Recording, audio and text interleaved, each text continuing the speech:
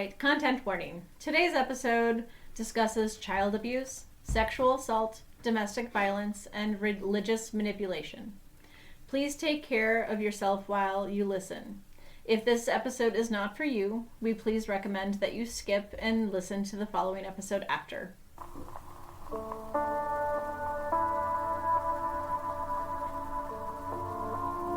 And this is Old Ways, New Days, alternative episode.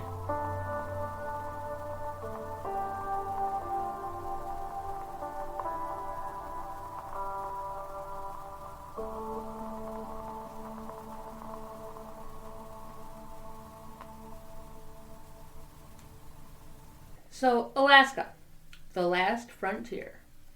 For many, it represents freedom, independence, and a chance to live life on their own terms. Wide open spaces, untouched wilderness, and the promise of starting fresh, far from the constraints of modern society. But what happens when that freedom becomes a prison? When isolation becomes a weapon? And when faith becomes a shield for unspeakable cruelty? This is the story of the Pilgrim family, a tale that captivated Alaska and horrified the nation. A story that seemed, at first, to be about a pioneering family living off the grid in one of America's most remote wilderness areas. But beneath the surface of rustic self-sufficiency and religious devotion lay one of the most disturbing cases of family abuse in modern American history. So today we're exploring the true crime events chronicled in Tom Kizzia's, I'm going to butcher that, Kizzia's, Kizzia, his book Pilgrim's Wilderness, a true story of faith and madness on the Alaskan frontier.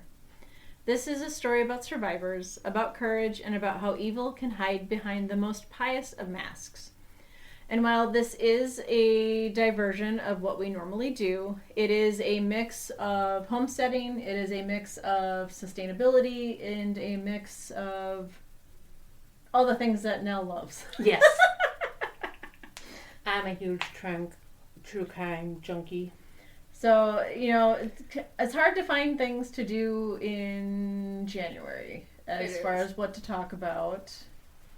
That's what I do at home. I sit on the chair, crochet, and watch true crime documentaries. Have you ever heard about this one? I have not. So there was another one that I actually listened to, and I'm going to give her a shout out because I love her. She's Call Me Chris on YouTube. So I'll have to, I don't know if she'll ever... We can tag her in the show notes. Yeah. You can follow her. She is pretty awesome. Yeah. But she did one, and I couldn't remember the titles. I would have researched that one instead. It's a lot tamer than this one. I like them dark. Yeah, I know you like them dark. That one was, it was a couple, I think it was in Canada. They happened to be pagan. Oh, wow. Yes, and they were homesteading, and the community thought they were doing satanic ritual stuff, and so... Of course they were. Yeah.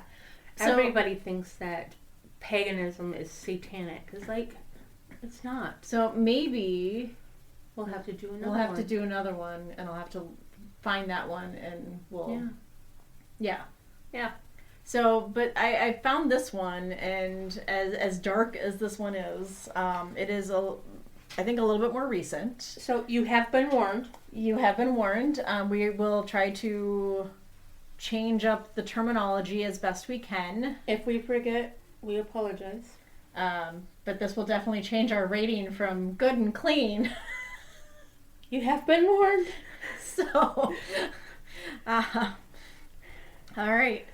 It's the year 2002. The tiny town of McCarthy, Alaska, population around 40 people, sits deep in the Wrangell St. Elias National Park, America's largest national park. McCarthy is as remote as it gets. No road access for vehicles. You have to cross a footbridge over a river just to reach the town. It's the kind of place where people come to escape, to disappear, to live differently. And then one day, the Pilgrim family arrived. Papa Pilgrim, as he called himself, along with his wife, Courtney Rose, and their 15 children. What? They came in a caravan of old vehicles, horses, and a pioneer lifestyle that seemed straight out of the 1800s. The children wore homemade clothing. They played fiddles and sang hymns. They seemed like something from another time. To the residents of McCarthy, the Pilgrims were fascinating. Papa Pilgrim, with his long gray beard, his biblical way of speaking, and his fierce independence, quickly became a local character. He spoke eloquently about God, about freedom, about raising his children in nature, away from the corrupting influences of modern society. The family settled on a 410-acre property they called Hillbilly Heaven. Located in a remote area, accessible only by a rough trail. They had no electricity, no running water, and lived in primitive conditions that even hardened Alaskans found extreme. That does sound extreme. But to the outsiders, they seemed authentic, real pioneers, a family living by faith and hard work. Some locals were charmed. Here was a large family, working together, singing together, surviving in one of the harshest environments on earth. The children seemed polite, well-behaved, even joyful despite their hardships. But there was also those who felt something was off. The children never went to school. They rarely interacted with other kids. Papa Pilgrim controlled every aspect of their lives, what they wore, what they said, who they spoke to. And he had a way of dominating any conversation, any situation, with the force of his personality. Still, this was Alaska. This was McCarthy. People here came here to live how they wanted. Privacy was respected. Independence was valued. And so the Pilgrims settled in. What the people of McCarthy didn't know, what no one knew, was the true identity of the man calling himself Papa Pilgrim. His real name was Robert Allen Hale, and he had a dark, dark history. Robert Allen Hale was born on April 7th, 1941 in Fort Worth, Texas. He had a twin brother named Billy and grew up in what appeared to be a comfortable, middle-class family. But at 18 years old, as a high school senior, Robert Hale became involved in a tragedy that would mark the beginning of a lifetime of destruction. In 1959, Hale eloped with a 16-year-old, Kathleen Connolly, known as KK, the daughter of John Connolly, who would later become the governor of Texas, and was famously in the car with President Kennedy during the assassination in Dallas. Kathleen was pregnant, and against her family's wishes, she and Robert Hale married in Oklahoma before moving to Tallahassee, Florida.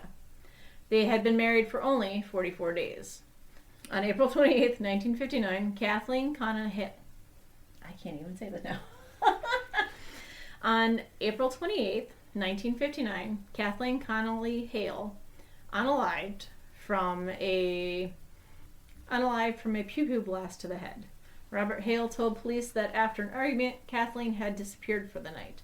When she returned, she was despondent about the pregnancy and their move to Florida. He claimed that she was about to pew-pew herself, and when he lunged to stop her, the pew-pew discharged. Hale spent a night in jail in what police called protective custody. A coroner's jury heard testimony from both fathers. John Connolly spoke about his daughter's state of mind. After 45 minutes of deliberation, the jury ruled Kathleen's unalivement an accident. So Robert Hale walked free. Let's be clear. We cannot know with certainty what happened in that apartment in 1959. The investigation was brief. The era was different. But what we do know is this. It was the first time that Robert Hale was present when a woman died violently. And it was the first time his explanation was accepted without deep scrutiny. it would not be the last time he would evade consequences. Years later, in 1962, Robert Hale and his twin brother Billy were caught by FBI agents burglarizing an apartment in Los Angeles. The apartment of Judith Exner, who would later be revealed as a mistress of President John F. Kennedy. The Hale brothers were involved in criminal activities, though the details of prosecutions are unclear in the historical record. By the early 1970s, Robert Hale had reinvented himself. He now called himself Sunstar and had embraced a countercultural, back-to-the-land lifestyle. And then in 1974, he met a teenage girl in the California desert. Her name was Karina Rose Bressler.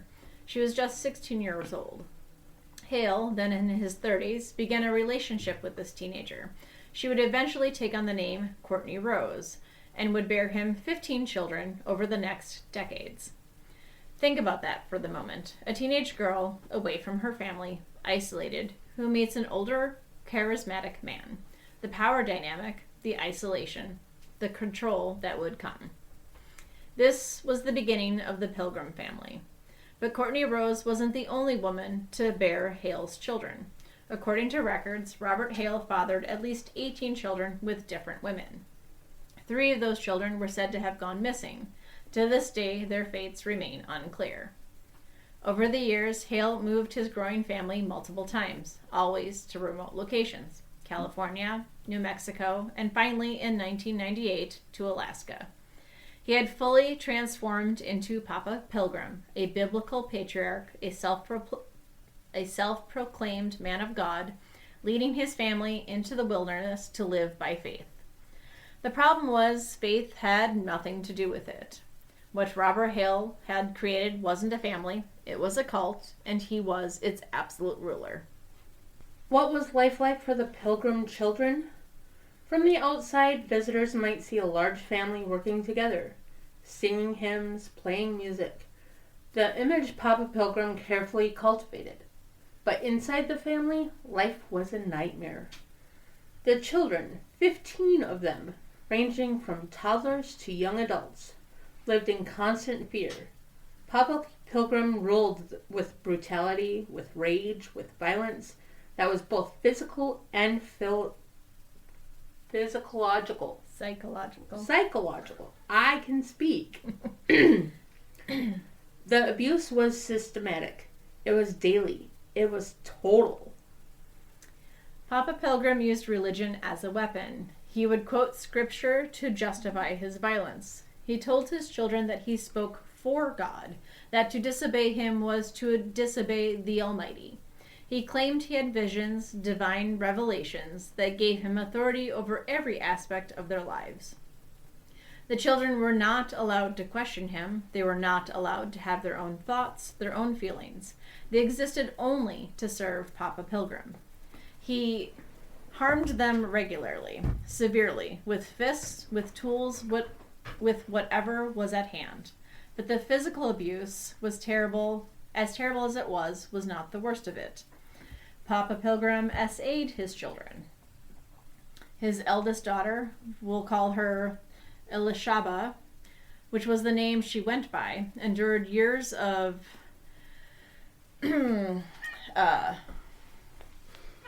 R and SA at her father's hand. This abuse began when she was a child and continued into her adult years. Think about what this means. This young woman, living in one of the most remote places on earth, with no escape, no help, no one to turn to, her father, the man who was supposed to protect her, was her abuser, her arist. And her mother, Courtney Rose, was unable or unwilling to stop it.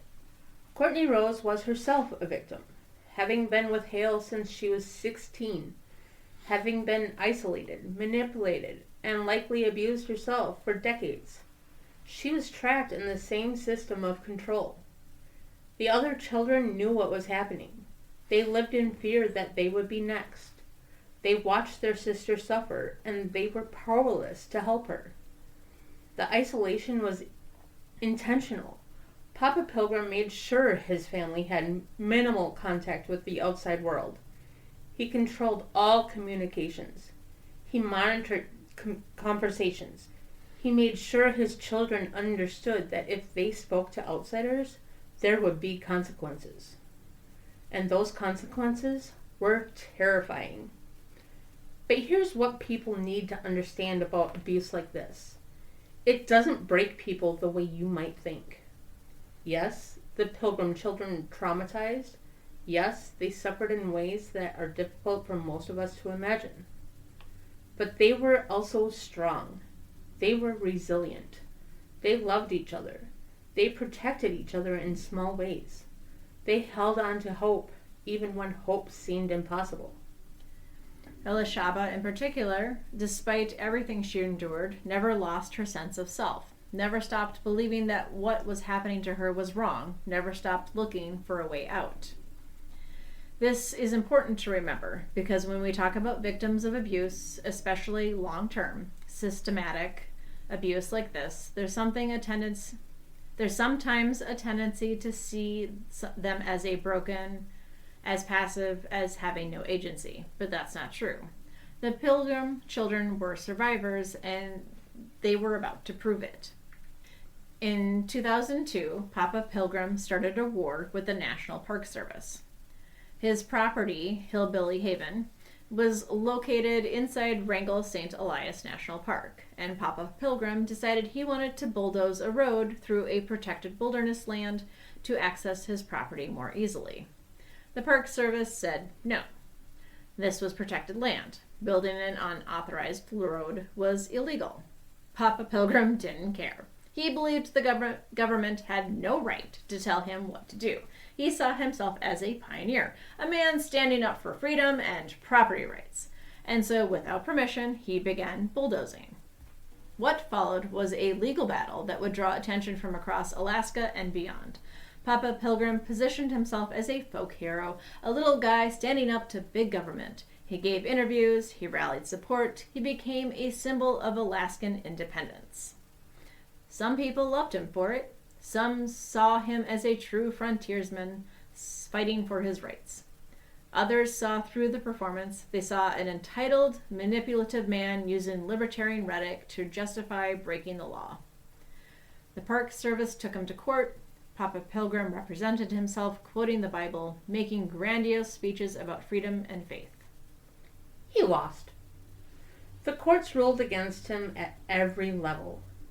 He appealed to the U.S. Court of Appeals for the Ninth Circuit in San Francisco. He lost again. He tried to appeal to the U.S. Supreme Court.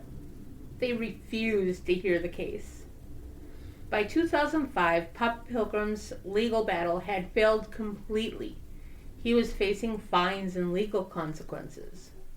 And he was angry. But here's what's important about this period. The legal battle brought attention. It brought outsiders to the family. It created opportunities for the children to interact with people beyond their father's control. And that attention, that tiny crack in the wall of isolation Papa Pilgrim had built, would be his undoing. Because finally, someone was going to speak up. And we'll make another reminder about, the content for people. Yep. Because I think we're going to get into the nitty-gritty now. Yep. Okay.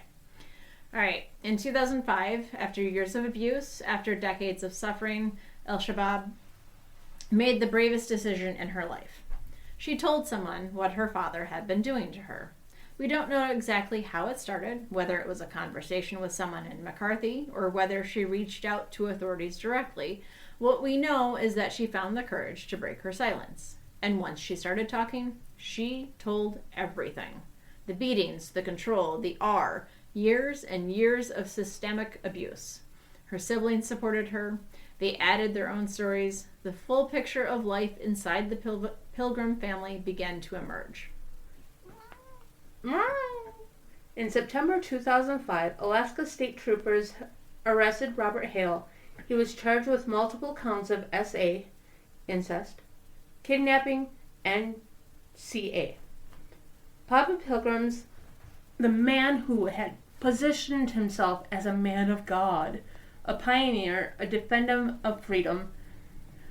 He was revealed to be exactly what he was, a CA, a arist, a tyrant.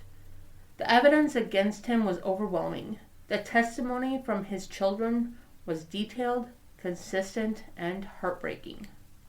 In November 2007, facing trial and the testimony of his own children, Robert Hale pleaded no contest to charges including assault, and kidnapping. He was sentenced to 14 years in prison. But Robert Hale would never serve the full sentence. On May 24th, 2008, just 8 months after being incarcerated, Robert Hale died in prison in Anchorage. He was 67 years old. He had been in poor health, suffering from diabetes and other conditions. According to those who knew about his final days, Robert Hale died unrepentant. He never expressed remorse for what he had done to his children. He never apologized. He died believing he had done nothing wrong. Let that sink in for a moment. A man who brutalized his family for decades, who R-ed his own daughter repeatedly, who terrorized his children, died believing he was righteous. That is the nature of evil. It doesn't always come with self-awareness. It doesn't always come with guilt. Sometimes evil truly believes it is good. So what happened to the Pilgrim family after Robert Hale's unaliving? The answer is both hopeful and complex. The children, now free from their father's control, began the long, difficult process of healing. Some left Alaska, some stayed. They had to learn how to live in the modern world, something many of them had never experienced. Imagine being in your 20s and having to learn how to interact with people outside your family, how to make decisions for yourself, how to process decades of trauma while also trying to build a life. Not to mention technology. Yeah, you're in the early 2000s. Right, and they were living with no electricity, no running water. Like, what's a phone? What's a phone? What's a TV? What's this? Right. What's this? Several of the children spoke publicly about their experiences, contributing to Tom Kizzia's book, Pilgrim's Wilderness. Their willingness to share the stories helped the world understand what they had endured. El-Shabab, the daughter who suffered so much and been so brave in coming forward, began to rebuild her life. She changed her name, reclaiming her identity from the biblical name her father had given her. She worked on healing and finding peace. Country Rose, the mother who had been with Robert Hale since she was 16, also had to reckon with her role in what had happened. She had been a victim herself, but she had also been present while her children suffered. The complexity of her position, both victim and bystander, is something she had to work through. Other children pursued education, careers, relationships. They learned what healthy families look like. What love without control looks like. What faith without manipulation looks like. It wasn't easy. Trauma doesn't just disappear because the abuser is gone. These children had been shaped by years of abuse. They struggled with PTSD, with trust issues, with anger, with grief. But they survived. And more than that, they began to thrive. This is what's important to remember. The story of the Pilgrim family isn't just a story about abuse. It's a story about resilience, about courage, about the strength of the human spirit. These children could have been broken by what happened to them, and in many ways, they were broken. But they also fought their way back. They refused to let their father's evil define them forever. The story of Papa Pilgrim and the Pilgrim's family is disturbing. It's difficult to hear. It's the kind of story that makes us ask hard questions about isolation, about faith communities, and about how abuse can hide in plain sight. But it's also a story that needs to be told, because every family, like the Pilgrims, whose story becomes public, there are others still trapped in situations of abuse and control. If you're listening to this and you recognize elements of your own situation, isolation, control, religious manipulation, abuse disguised as discipline, please know that it's not normal. It's not acceptable, and there is help available. The National Domestic Violence Hotline is available 24/7 at 1-800-799-7233. If you're a young person experiencing abuse, the Childhelp National Child Abuse Hotline is 1-800-422-4453. To the survivors of the Pilgrim family, thank you for your courage in sharing your story. Your bravery in speaking up not only freed yourselves, but has helped countless others recognize abuse and seek help. You deserved better. You deserved safety, love, and protection. What happened to you was not your fault, and your strength in surviving and rebuilding your lives is remarkable. Tom Kizzia's book, Pilgrim's Wilderness, A True Story of Faith and Madness on the Alaska Frontier, provides a much more detailed account of this story. It's a difficult but important read, and I highly recommend it for anyone who wants to understand the full scope of what happened, which I'm going to read. Thank you for listening to today's episodes. Please take care of yourself, and remember, wilderness can be beautiful, but isolation can be dangerous. True faith builds up. It doesn't tear down. And real love protects us. It doesn't destroy us. So this has been Old Ways. New Days. Until next time.